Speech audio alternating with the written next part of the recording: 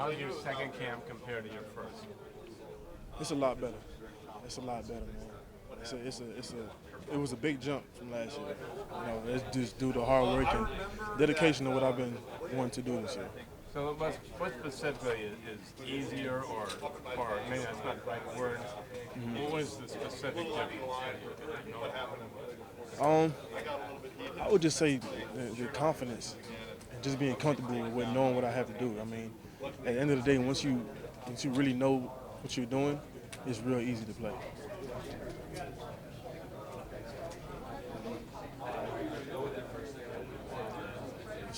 What's been the number one thing as you went into your second training camp that you really focused on from a preparation standpoint so that you could really hit the ground running and begin that process of taking that next big step?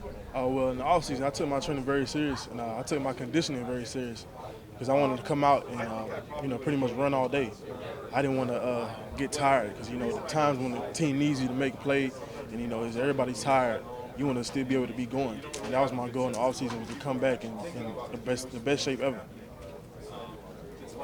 Was it the NFL harder last year than you thought it would be? I don't think it was, hard. I just think that the adjustment was a little tough. But I mean, it's tough for anybody coming in from, college. Certain things are tough, and certain things are easier. But at the end of the day, you still have to learn how to adjust.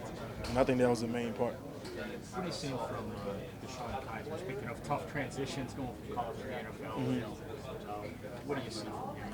I see him getting better every day. I see him getting better. He's taking strides. Not everything's gonna be perfect, but he stays in the playbook. He stays in the meeting room. He stays watching film, and that's gonna be the thing that helps him, take that next step. How do you go about trying to advance yourself in the midst of a quarterback battle with having to really establish three different relationships in the event of who gets that actual job? Well, I mean, like I always say, you never know who's going to be the guy in the game because anybody could, go down, and whoever goes down, the next guy's up, and you've been working with that guy the whole training camp, and you have a relationship with everybody. You know how Kaiser throws the ball, you know how Brock throws the ball, you know how Cody, you know how everybody plays the game. So you practice that, and you are able to establish a relationship with everybody. So it's not really that tough. So for me to go out there, I just play my game and work on my craft. When you were a typical day like when you were working at Grant and Marshall? I get up early. We start at 8. We'll have a yoga class.